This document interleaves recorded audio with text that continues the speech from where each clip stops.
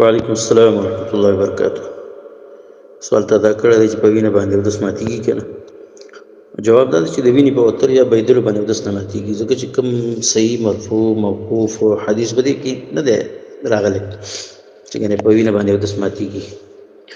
نبي صلی الله علیه وسلم یا دغه صحابه کرامو کې د دې کوم مثال نه میلاویږي، بلکې دغې په خلاف باندې دلایل میلاویږي. مثال په طور باندې جابر بن عبدالله رضی الله عنهما فرمایي، دغه بیان دی چې موږ د رسول الله صلی الله علیه وسلم ملګرتیا کې د غزوه ذات الرقاع دپاره ووتو. یو غزا وه، نو کوم کس د مشرکانو کې د چا بیبي چې ده نو قتل کړې وه، نو هغه مشرک قسم خوړلی و چې زه به د محمد صلی الله علیه وسلم په صحابهو کې وینې به یې وم. نو هغه مشرک چې کوم دی د رسول الله صلی الله علیه وسلم په پسې ورپسې شو، ووتو داسې رسول الله صلی الله علیه وسلم په یو ځای کې پړاو واچو، بیا یې وفرمایل چې څوک به زموږ څوکیداري وکړي، کوم صحابي. نو مهاجرینو نه یو سړی بل د انصارو نه پاسې دوه کسان هغوی دا ذمهواري واخیستې چې موږ ستاسو پیرداري وکړو، څوکیداري به وکړو. نو رسول الله صلی الله علیه وسلم ورته وفرمایل چې تاسو د غر چې کومه لاره ده د هغې په خوله کې هلته کښېنئ، هلته څوکیداري کوئ. هغوی هلته لاړه، هغوی فیصله په خپل منځ کې دا وکړه چې په نمبر باندې مونږ پیره ورکوو. مهاجر بیا سملاسته انصاري چې کوم دی نو د پیرې په دوران کې مونځ شروع کړو. هغه مشرک هم دغلته راورسېدو. کله چې په تیاره کې د هغه سایه ورته ښکاره شو د دغې انصاري صحابي، نو پوه شو چې دا د دې قوم څوکیدار دی او پیردار دی.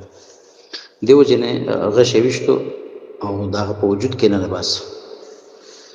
نو انصاري راولګېد، مانځه کې هغه غش یې ویستو، تر دې چې 3 پیرې چې دی 3 غشې هغه ویستل مشرک. په دغې دوران کې هغه رکوع او سجده هم وکړله. بیا هغه مهاجر ملګری چې کوم و هغه هم رایښ شو. کله چې مشرک پوه شو نو چې هغوی ګنې زه ما باندې دوی پوه شو نو وتښتېدو. کله چې د مهاجر د خپل انصاري ملګری ولیدو چې هغه په وینو کې سور دی، نو ویې ویل سبحان الله، تا مخکې ولې زه نه خبرولم چې ته کله ویشتی شوې. نو هغه ورته جواب کې وویل چې ما یو صورت چې دی لوستو، نو هغه ما نیمګړی پرېښودی نه شو، دا مناسب ونه ګڼل چې دا نیمګړی پرېږدم، ځکه مې خپل مزد جاري وساتو. دا ابو داود کې دا قصه حدیث نمبر 198 حسن سند سره، ابن خزیمه ورته صحیح ویلی، ابن حبان او امام حکیم دا راوړی دی، هغه ورته هم صحیح ویلی دی. نو د رسول الله صلی الله علیه وسلم صحابي سره د دې چې هغه یعنې په وینو سور دی، بیا هم خپل مزد چې کوم دی جاري ساتي، دا د دې دلیل دی چې د وینې بهېدل چې کوم دي دا اودس نه ماتوي، یعنې بیا دغه مزد سره کېدو نه بیا څه ته ودرېدو. امام بهقي رحمه الله دې حدیث نه دغه مطلب اخیستی دی. الخلافیات دغه کتاب دی، جلد نمبر 1 صفحه نمبر 345. امام ابن ابي شیبه په صحیح یا حسن سندونو سره ډېر آثار دې سره نقل کړل دي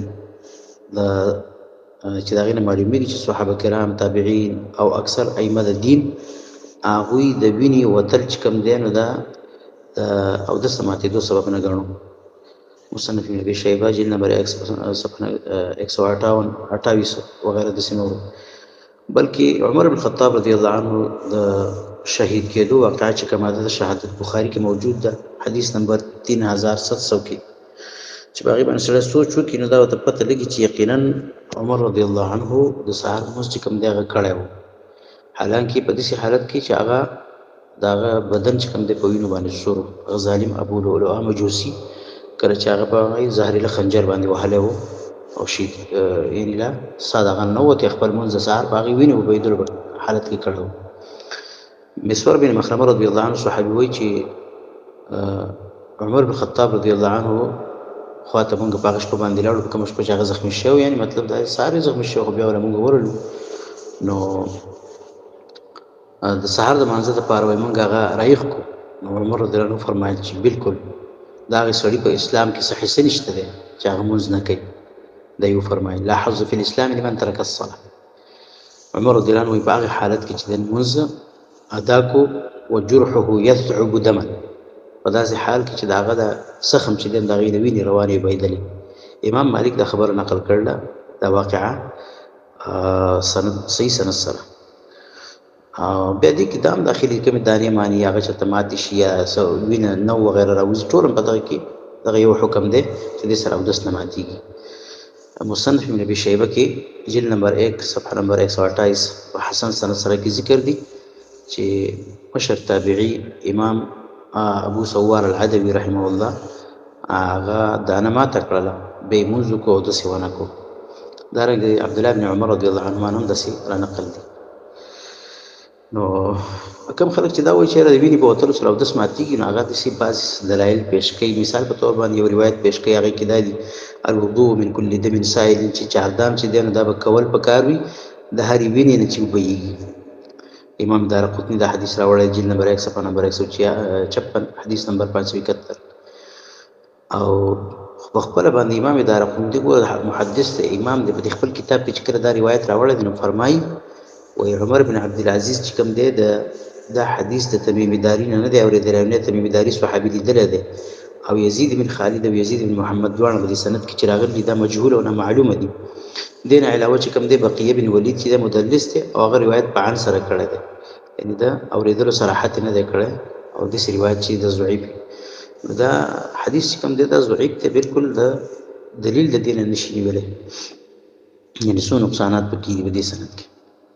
داسې یو بل دلیل هم پیش کوي چې لیس فی القطرة والقطرتین من الدم وضوء یو څاڅکی دوه څاڅکي وینه باندې ګنې اودس نشته الا ان یکون دما سائلا مګر دا چې وینه بهیدونکې وي. داسې یو روایت هم پیش کوي دا هم سنن دارقطني کې راغلی جلد نمبر 1 صفحه نمبر 156 حدیث نمبر 572.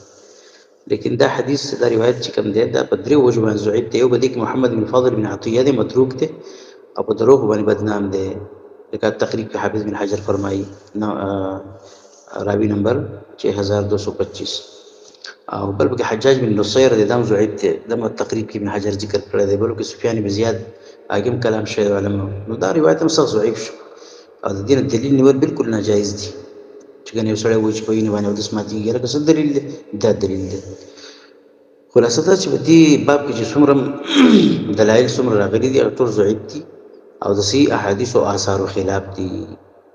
او بعضې خلک پکې زنانه د وینې هغه حدیث په هغې په دلیل کې پیش کوي چې استحاضه بیماری پې راشي د ماهوارۍ نه علاوه زیاتې وینه پې راشي نو ګنې هغه ووایي چې هلته ګوره اودس پې ماتېږي نو بس چې کومه وینه هم د وجود نه وځي نو بس په هغې بیا اودس ماتېږي. دا بالکل هسې خالي او قیاس دی چې د دلایلو په خلاف کې د نص په خلاف کې راغلی دی داسې قیاس چې قابل قبول نه. امام بن حزم امام بن عبدالبر رحمه الله هغې په دې باندې سخت رد کړی دی او چې دا قسمه دلیل د سر دې ته مخ نه راګرځولی کېږي د به کتلی کېږي هم نه په دې باندې رد کړی دی. لکه هغوی کتابونه دي المحله جلد نمبر 1 صفحه نمبر 258 او صفحه نمبر 259 او التمهید بن عبدالبر جلد نمبر 1 صفحه نمبر 190 وغیره. نو خلاصه دې خبرې دا شوه چې کوم روایتونه دا دلیل نیولی کېږي چې د وینې په وتلو سره اودس ماتېږي هغه ضعیف دي هغې دلیل هغې نه دلیل نه نیوی کېږي قابل د دې نه چې دلیل ترې ونیوی شي. حالانکه بل طرف ته صحیح آثار او احادیث هغه واضح دي چې که وینه بهیږي هم بیا هم اودس نه ماتېږي که دانه ده او که نوونه دي او که وینې دي هر شی چې په هغې باندې اودس نه ماتېږي.